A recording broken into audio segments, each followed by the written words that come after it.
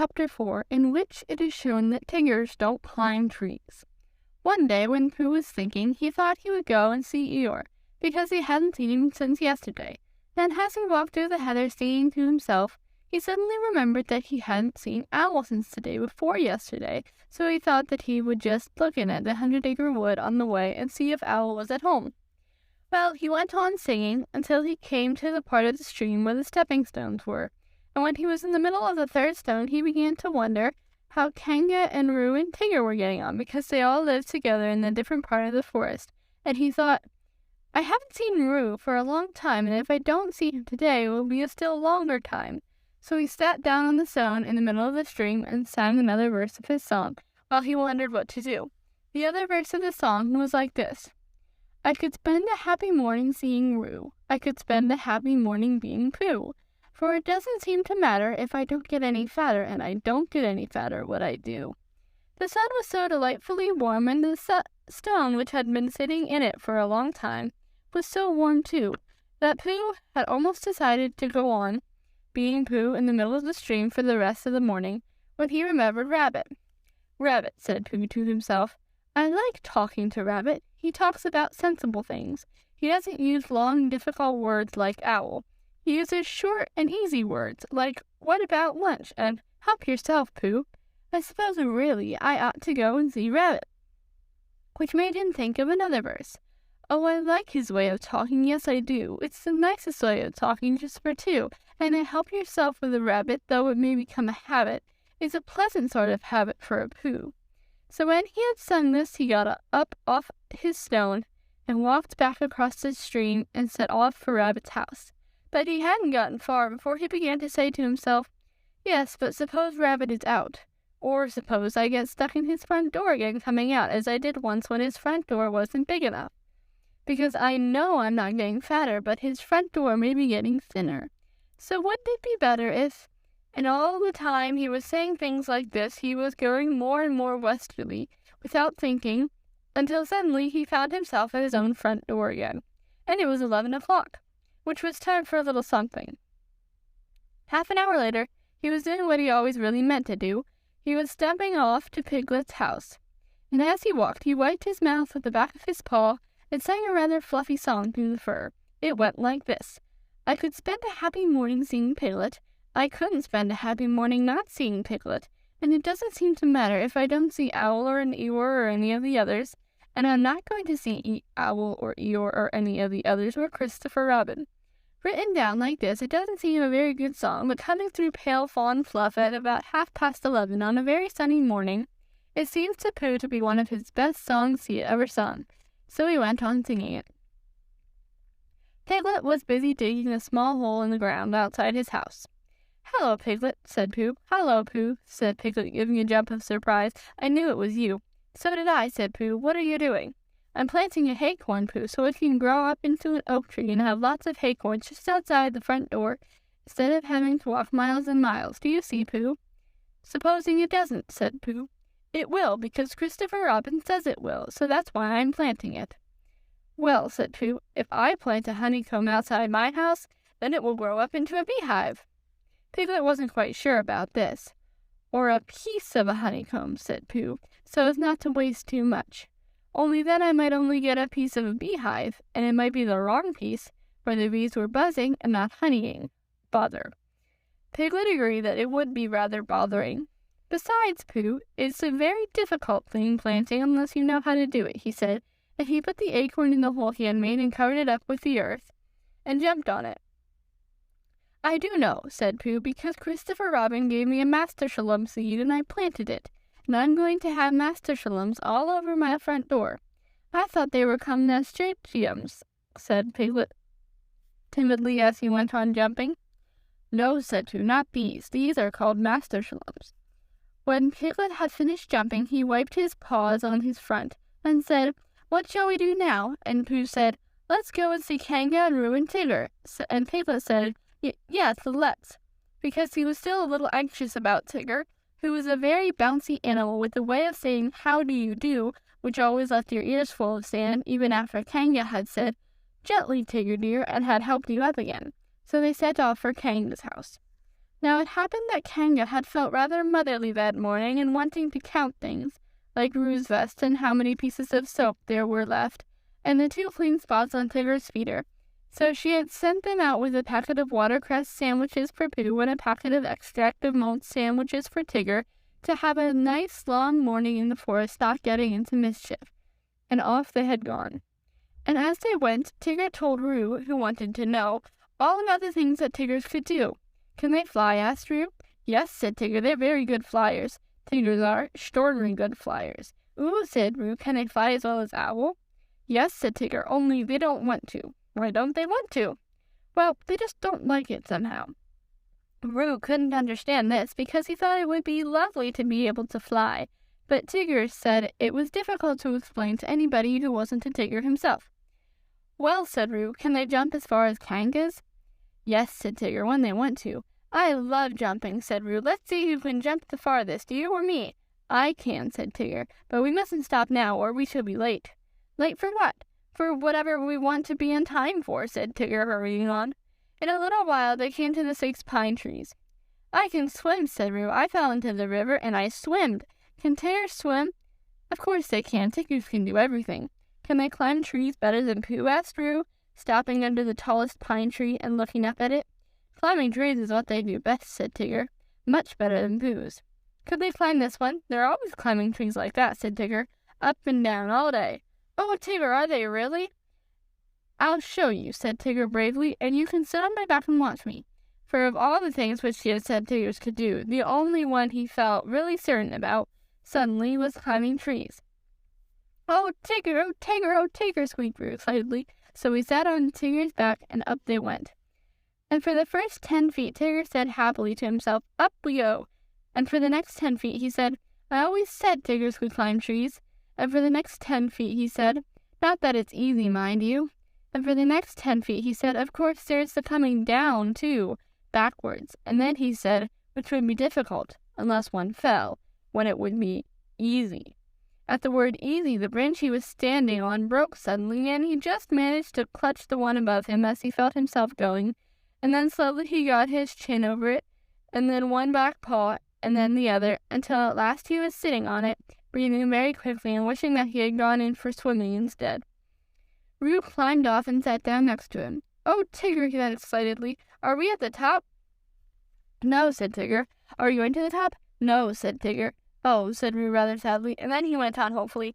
That was a lovely bit just now, when you pretended we were going to fall bump to the bottom and we didn't. Will you do that bit again? No, said Tigger. Roo was silent for a little while, and then he said, shall we eat our sandwiches, Tigger? And Tigger said, yes, where are they? And Roo said, at the bottom of the tree. And Tigger said, I don't think we'd better eat them just yet, so they didn't.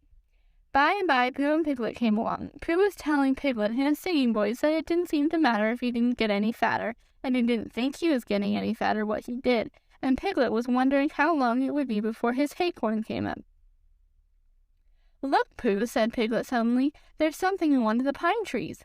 So there is, said Pooh, looking up wonderingly. There's an animal. Piglet took Pooh's arm in case Pooh was frightened. Is it one of the fiercer animals? He said, looking the other way. Pooh nodded. It's a jaguar, he said. What do jaguars do? Asked Piglet, hoping that they wouldn't. They hide in the branches of trees and drop on you as you go underneath, said Pooh. Christopher Robin told me. Perhaps we hadn't go underneath, Pooh, in case he dropped and hurt himself. They don't hurt themselves, said Pooh. They're such very good droppers.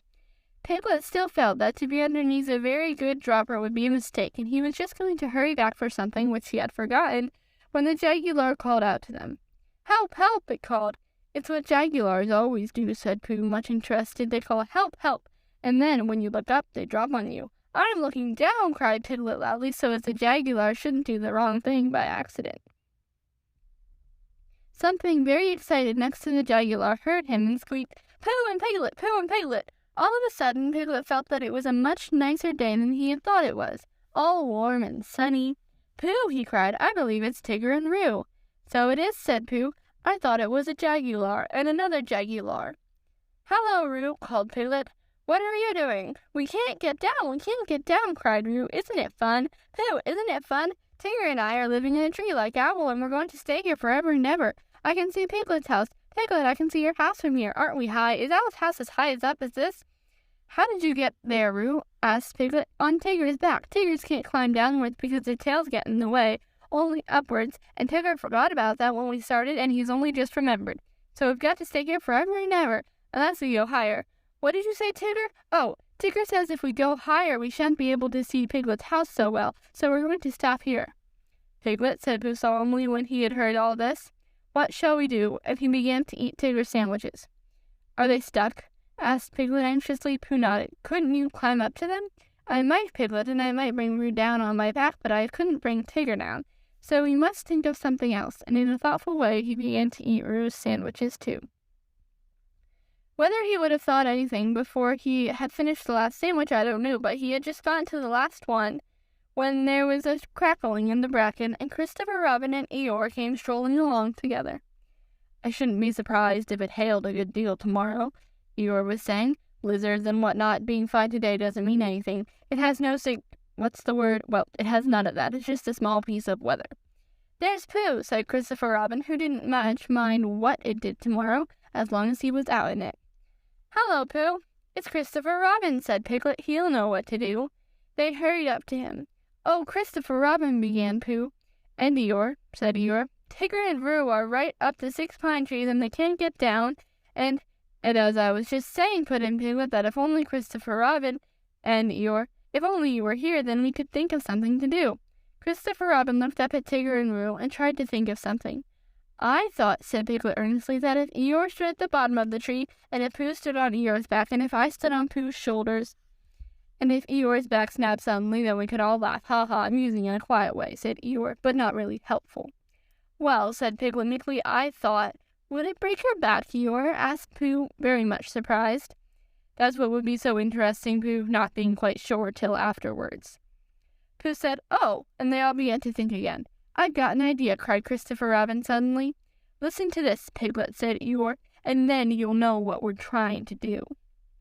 I'll take off my tunic, and we'll each hold on a corner, and then Roo and Tigger can jump into it, and it will be all soft and bouncy for them, and they won't hurt themselves. Getting Tigger down, said Eeyore, and not hurting anybody. Keep those 2 ideas in your head, Piglet, and you'll be all right. But Piglet wasn't listening. He was so agog at the thought of seeing Christopher Robin's blue braces again. He had only seen them once before when he was much younger, and being a little overexcited by them, had to go to bed half an hour earlier than as usual, and he had always wondered if they were really as blue and as bracing as he had thought them. So when Christopher Robin took off his tunic, and there were, he felt quite friendly to Eeyore again, and held the corner of the tunic next to him, and smiled happily at him. And Eeyore whispered back, I'm not saying there won't be an accident now, mind you. They're funny things, accidents. You never have them till you're having them. When Roo understood what he had to do, he was wildly excited, and cried out, Tigger, Tigger, we're going to jump. Look at me jumping, Tigger.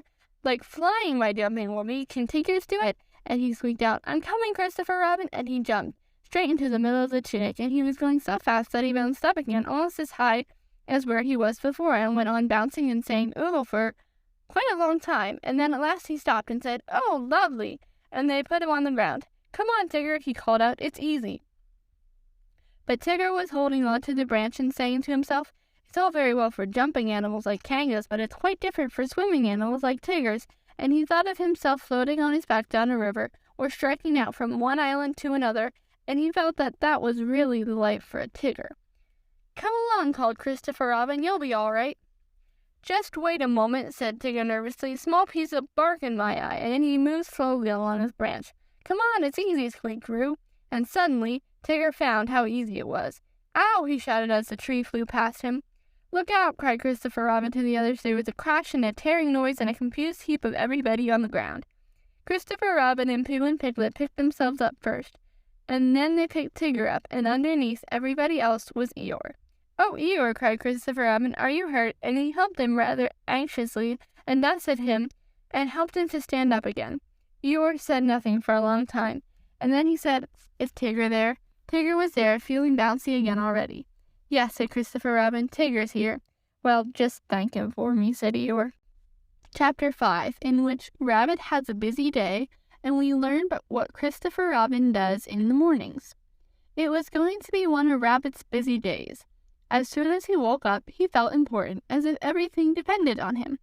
It was just the day for organizing something, or for writing a notice signed Rabbit, or for seeing what everybody else thought about it. It was a perfect morning for hurrying round to Pooh and saying, "Very well, then I'll tell Piglet," and then going to Piglet and saying, "Pooh thinks, but perhaps I'd better see Owl first." It was a captainish sort of day when everybody said, "Yes, Rabbit," and "No, Rabbit," and waited until he had told them. He came out of his house and sniffed the warm spring morning as he wondered what he would do. Kanga's house was nearest, and at Kanga's house was Roo, who said "Yes, Rabbit," and "No, Rabbit," almost better than anybody else in the forest. But there was another animal there nowadays which was strange, and Bouncy Tigger, and he was the sort of Tigger who was always in front of you, where you were showing him the way anywhere, and was generally out of sight when at last you came to the place and said proudly, "Here we are." "No, not Kanga's," said Rabbit thoughtfully to himself as he curled his whiskers in the sun, and to make quite sure that he wasn't going there, he turned to the left and trotted off in the other direction, which was the way to Christopher Robin's house. "After all," said Rabbit to himself, "Christopher Robin depends on me. He's fond of Pooh and Piglet and Eeyore, and so am I, but they haven't any brain, not to notice. And he respects Owl, because you can't help respecting anybody who can spell Tuesday, even if he doesn't spell it right, but spelling isn't everything. There are days when spelling Tuesday simply doesn't count. And Kanga is too busy looking after Roo, and Roo is too young, and Tigger is too bouncy to be any help. So there's really nobody but me when you come to look at it. I'll go and see if there's anything he wants doing, and then I'll go do it for him. It's just the day for doing things." He trotted along happily, and by he crossed the stream and came to the place where his friends and relations lived. There seemed to be even more of them about than usual this morning, and having nodded to a hedgehog or two, with whom he was too busy to shake hands, and having said good morning, importantly to some of the others, and "Ah, there you are," kindly to the smaller ones, he waved a paw at them over his shoulder and was gone, leaving an air of excitement and I don't know what behind him, that several members of the Beetle family, including Henry Rush, made their way at once to the 100-acre wood and began climbing trees, in the hope of getting to the top before it happened, whatever it was, so that they might see it properly. Rabbit hurried on by the edge of the 100-acre wood, feeling more important every moment, and soon he came to the tree where Christopher Robin lived. He knocked at the door, and he called out once or twice, and then he called back a little way, and put his paw up to keep the sun out, and called to the top of the tree, and then he turned all round and shouted, "Hello, I say, it's Rabbit," but nothing happened. Then he stopped and listened, and everything stopped and listened with him, and the forest was very alone and still and peaceful in the sunshine until suddenly, 100 miles above him, a lark began to sing. "Bother," said Rabbit, "he's gone out." He went back to the green front door just to make sure, and when he was turning away, feeling that his morning had got all spoilt, when he saw a piece of paper on the ground, and there was a pin in it, as if it had fallen off the door. "Ha," said Rabbit, feeling quite happy again, "another notice." This is what it said: "Gone out. Baxton, Busy Baxton, C.R." "Ha," said Rabbit again, "I must tell the others," and he hurried off importantly. The nearest house was Owl's, and to Owl's house in the 100-acre wood he made his way. He came to Owl's door, and he knocked, and he rang, and he rang, and he knocked, and at last Owl's head came out and said, "Go away, I'm thinking. Oh, it's you," which was how he always began. "Owl," said Rabbit shortly, "you and I have brains, the others have fluff. If there is any thinking to be done in this forest, and when I say thinking, I mean thinking, you and I must do it." "Yes," said Owl, "I was." "Read that." Owl took Christopher Robin's notice from Rabbit and looked at it nervously. He could spell his own name, Wool, and he could spell Tuesday so that you knew it wasn't Wednesday, and he could read quite comfortably when you weren't looking over his shoulder and saying "well" all the time, and he could— "Well," said Rabbit. "Yes," said Owl, looking wise and thoughtful, "I see what you mean, undoubtedly." "Well?" "Exactly," said Owl, "precisely." And he added after a little thought, "If you had not come to me, I should have come to you." "Why?" asked Rabbit. "For that very reason," said Owl, hoping that something helpful would happen soon. "Yesterday morning," said Rabbit solemnly, "I went to see Christopher Robin. He was out. Pinned to this door was a notice." "The same notice?" "A different one, but the meaning was the same. It's very odd." "Amazing," said Owl, looking at the notice again and getting, just for a moment, a curious sort of feeling that something had happened to Christopher Robin's back. "What did you do?" "Nothing. The best thing," said Owl wisely. "Well," said Rabbit again, as Owl knew he was going to. "Exactly," said Owl. For a little while he couldn't think of anything more, and then all of a sudden he had an idea. "Tell me, Rabbit," he said, "the exact words of the first notice. This is very important. Everything depends on this. The exact words of the first notice." It was just the same as that one, really. Owl looked at him and wondered whether to push him off the tree, but feeling that he could always do it afterwards, he tried once more to find out what they were talking about. "The exact words, please," he said, as if Rabbit hadn't spoken. "It just said, 'Gone out, Baxon.' Same as this, only this says, 'Busy Baxon,' too." Owl gave a great sigh of relief. "Ah," said Owl, "now we know where we are." "Yes, but where's Christopher Robin?" said Rabbit. "That's the point." Owl looked at the notice again. To one of his education, the reading of it was easy. "Gone out, Baxon. Busy Baxon." Just the sort of thing you'd expect to see on a notice. "It is quite clear what has happened, my dear Rabbit," he said. "Christopher Robin has gone out somewhere with Baxon. He and Baxon are busy together. Have you seen a Baxon anywhere about in the forest lately?" "I don't know," said Rabbit. "That's what I came to ask you. What are they like?" "Well," said Owl, "the spotted or herbaceous Baxon is just at least," he said, "it's really more of a... Of course," he said, "it depends on the..." "Well," said Owl, "the fact is," he said, "I don't know what they're like," said Owl frankly. "Thank you," said Rabbit, and he hurried off to see Pooh. Before he had gone very far, he heard a noise, so he stopped and listened. This was the noise. Noise by Pooh. "Oh, the butterflies are flying now the winter days are dying, and the primroses are trying to be seen. And the turtle doves are cooing, and the woods are up and doing, for the violets are bluing in the green. Oh, the honeybees are gumming on their little wings and humming that the summer which is coming will be fun. And the cows are almost cooing, and the turtle doves are mooing, which is why a Pooh is pooing in the sun. For the spring is really springing, you can see a scarlet singing, and the bluebells which are ringing can be heard. And the cuckoo isn't cooing, but he's cucking and he's oohing, and a Pooh is simply pooing like a bird." "Hello, Pooh," said Rabbit. "Hello, Rabbit," said Pooh dreamily. "Did you make that song up?" "Well, I sort of made it up," said Pooh. "It isn't brain," he went on humbly, "because you know why, Rabbit, but it comes to me sometimes." "Ah," said Rabbit, who never let things come to him, but always went and fetched them. "Well, the point is, have you seen a spotted or herbaceous Baxon in the forest at all?" "No," said Pooh, "No," said Pooh, "I saw a Tigger just now." "That's no good." "No," said Pooh, "I thought it wasn't." "Have you seen Piglet?" "Yes," said Pooh, "I suppose that isn't any good either," he asked meekly. "Well, it depends if he saw anything."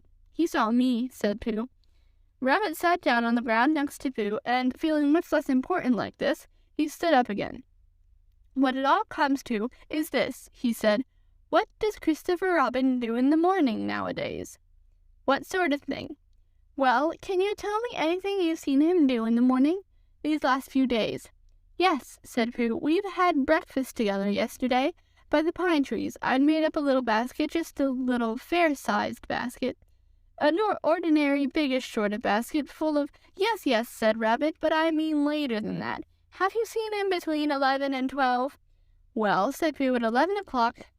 "At 11 o'clock. Well, at 11 o'clock, you see, I generally get home about then, because I have 1 or 2 things to do." "Quarter past 11, then?" "Well," said Pooh, "half-past." "Yes," said Pooh, "at half-past, or perhaps later, I might see him." Now that he did think of it, he began to remember that he hadn't seen Christopher Robin about much lately. Not in the mornings. Afternoons, yes. Evenings, yes. Before breakfast, yes. Just after breakfast, yes. And then, perhaps, "See you again, Pooh," and off he'd go. "That's just it," said Rabbit. "Where?" "Perhaps he's looking for something." "What?" asked Rabbit. "That's just what I was going to say," said Pooh. And then he added, "Perhaps he's looking for a spotted or herbaceous Baxon?" "Yes," said Pooh, "one of those, in case it isn't." Rabbit looked at him severely. "I don't think you're helping," he said. "No," said Pooh, "I do try," he added humbly. Rabbit thanked him for trying, and said that he would go now and see Eeyore, and Pooh could walk with him if he liked. But Pooh, who felt another verse of his song coming on, said he would wait for Piglet. Goodbye, Rabbit, so Rabbit went off. But as it happened, it was Rabbit who saw Piglet first. Piglet had got up early that morning to pick himself a bunch of violets, and when he had picked them and put them in a pot in the middle of his house, it suddenly came over him that nobody had ever picked Eeyore a bunch of violets. And the more he thought of this, the more he thought how sad it was to be an animal who never had a bunch of violets picked for him. So he hurried out again, saying to himself, Eeyore violets, and then violets Eeyore, in case he forgot, because it was that sort of day. And he picked a large bunch and trotted along smelling them and feeling very happy, until he came to the place where Eeyore was. Oh, Eeyore, began Piglet a little nervously because Eeyore was busy. Eeyore put a paw and waved him away. Tomorrow, said Eeyore, or the next day. Piglet came a little closer to see what it was. Eeyore had 3 sticks on the ground and was looking at them. 2 of the sticks were touching at one end, but not at the other, and the 3rd stick was laid across them. Piglet thought that perhaps it was a trap of some kind. Oh, Eeyore, he began again. Is that little Piglet, said Eeyore, still looking at his sticks. Yes, Eeyore, and do you know what this is? No, said Piglet. It's an A. Oh, said Piglet. Not O-A, said Eeyore severely. Can't you hear, or do you think you have more education than Christopher Robin? Yes, said Piglet. No, said Piglet very quickly, and he came closer still. Christopher Robin said it was an A, and an A it is until somebody treads on me, Eeyore added sternly. Piglet jumped backwards hurriedly and smelled his violets. Do you know what an A means, little Piglet? No, Eeyore, I don't. It means learning. It means education. It means all the things that you and Piglet haven't got. That's what A means. Oh, said Piglet again. I mean, does it? He explained quickly. I'm telling you, people come and go in this forest and they say it's only Eeyore, so it doesn't count. They walk to and fro saying, ha ha. But do they know anything about A? They don't. It's just 3 sticks to them, but to the educated, mark this, little Piglet, to the educated, not meaning Poohs and Piglets, it's a great and glorious A. Not, he added, just something that anybody can come and breathe on. Piglet stepped back nervously and looked round for help. Here's Rabbit, he said gladly. Hello, Rabbit. Rabbit came up importantly and nodded to Piglet and said, Ah, Eeyore, in the voice of one who would be saying goodbye in about 2 more minutes. There's just one thing I wanted to ask you, Eeyore. What happens to Christopher Robin in the mornings nowadays? What's this that I'm looking at? Said Eeyore, still looking at it. 3 sticks, said Rabbit promptly. You see, said Eeyore to Piglet. He turned to Rabbit. I will now answer your question, he said solemnly. Thank you, said Rabbit. What does Christopher Robin do in the mornings? He learns. He becomes educated. He instigates. I think that is the word he mentions, but I may be referring to something else. He instigates knowledge. In my small way, I also, if I have the word right, am doing what he does. That, for instance, is an A, said Rabbit, but not a very good one. Well, I must get back and tell the others. Eeyore looked at his sticks, and then he looked at Piglet. What did Rabbit say it was? He asked. An A, said Piglet. Did you tell him? No, Eeyore, I didn't. I expect he just knew. He knew. You mean this A thing is a thing Rabbit knows? Yes, Eeyore, he's clever, Rabbit is. Clever, said Eeyore scornfully, putting a foot heavily on his 3 sticks. Education, said Eeyore bitterly, jumping on his 6 sticks. What is learning? Asked Eeyore as he kicked his 12 sticks into the air. A thing Rabbit knows. Ha! I think, began Piglet nervously. Don't, said Eeyore. I think violets are rather nice, said Piglet, and he laid his bunch in front of Eeyore and scampered off. Next morning, the notice on Christopher Robin's door said, Gone out. Back soon. C.R., which is why all the animals in the forest, except of course the spotted and herbaceous Baxen, now know what Christopher Robin does in the mornings. Chapter 6, in which Pooh invents a new game and Eeyore joins in. By the time it came to the edge of the forest, the stream had grown up, so that it was almost a river, and being grown up, it did not run and jump and sparkle along as it used to when it was younger, but moved more slowly, for it knew now where it was going, and said to itself, There is no hurry, we shall get there some day. But all the little streams higher up in the forest went this way, and that, quickly, eagerly, having so much to find out before it was too late. There was a broad track, almost as broad as a road, leading from the outland to the forest, but before it would come to the forest, it had to cross this river. So where it crossed there was a wooden bridge almost as broad as a road, with wooden rails on each side of it. Christopher Robin could just get his chin to the top rail if he wanted to, but it was more fun to stand on the bottom rail so that he could lean right over and watch the river slipping slowly away beneath him. Pooh could get his chin on the bottom rail if he wanted to, but it was more fun to lie down and get his head under it and watch the river slipping slowly away beneath him. And this was the only way in which Piglet and Roo could watch the river at all, because they were too small to reach the bottom rail. They would lie low and watch it, and it slipped away very slowly, being in no hurry to get there.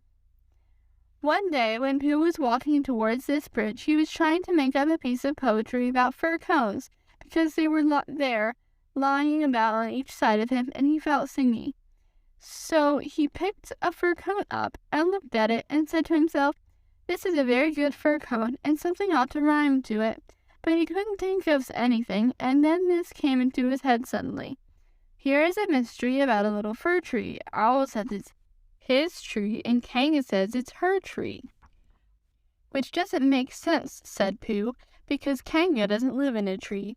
He had just come to the bridge, and not looking where he was going, he tripped over something, and the fir cone jerked out of his paw into the river. "Bother," said Pooh as it floated slowly under the bridge, and he went back to get another fir cone, which had a rhyme to it. But then he thought that he would just look at the river instead, because it was a peaceful sort of day. So he lay down and looked at it, and it slipped slowly away beneath him, and suddenly there was his fir cone slipping away too. "That's funny," said Pooh. "I dropped it on the other side, and it came out on this side. I wonder if it would do it again."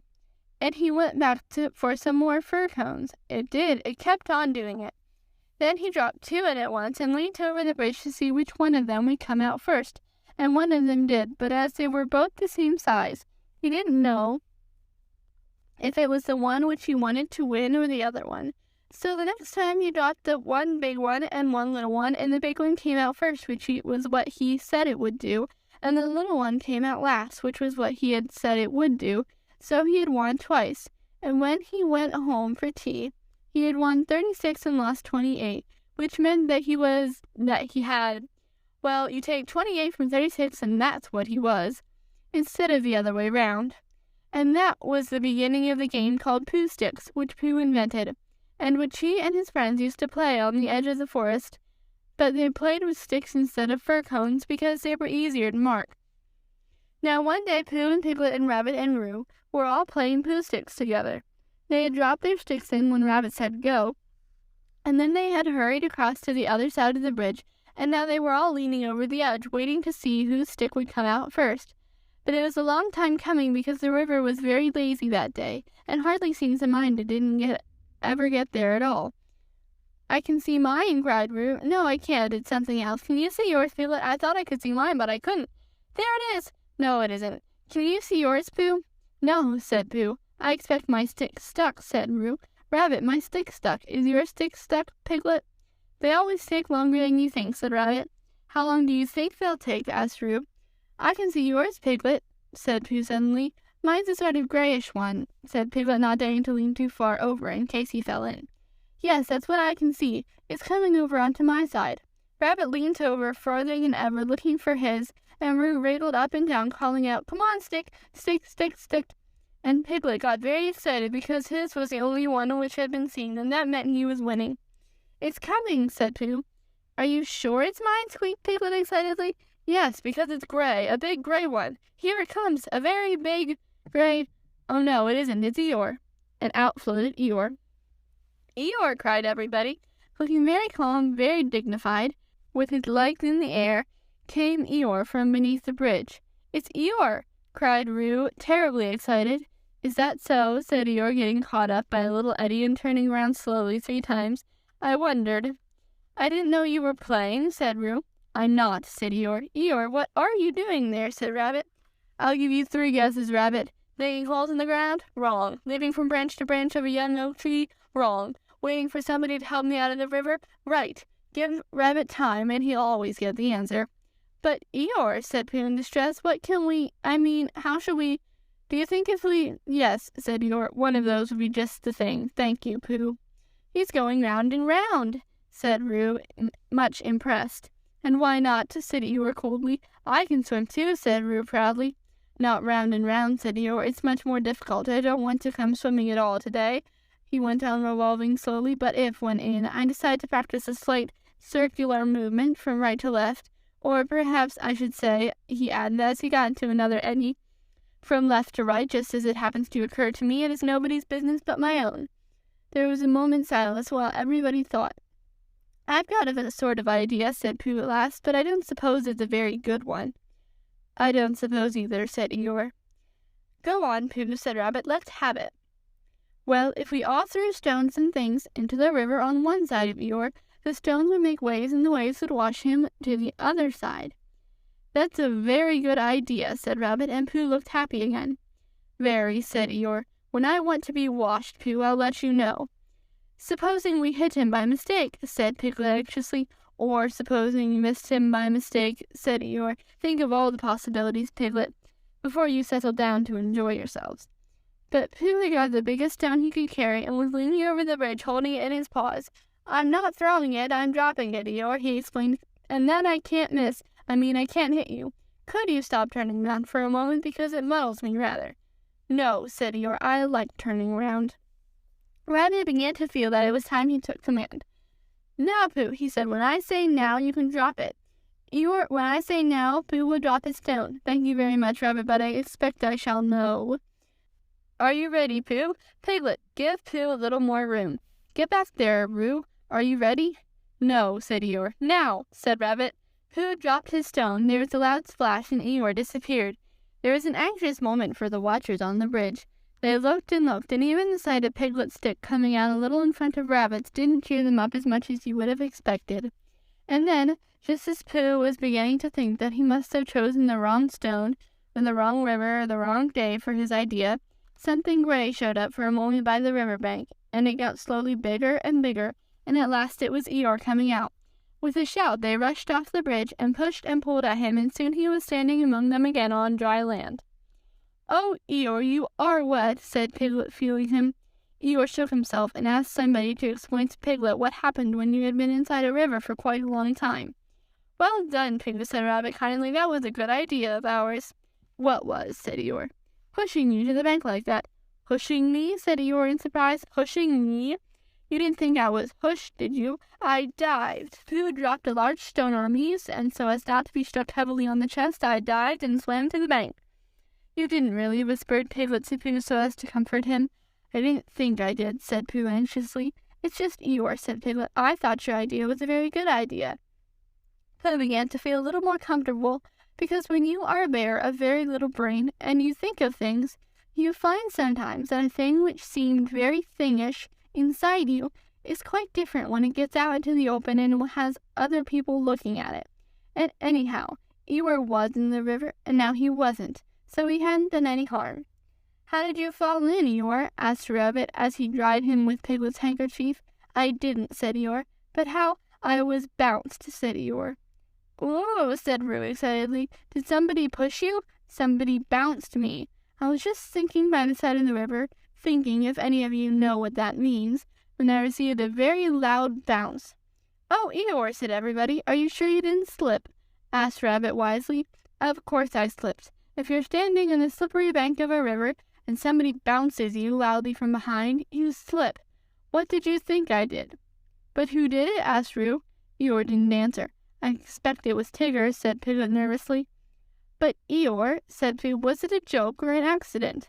I didn't stop to ask, Pooh. Even at the very bottom of the river, I didn't stop to say to myself, is this a hearty joke or is it the merest accident?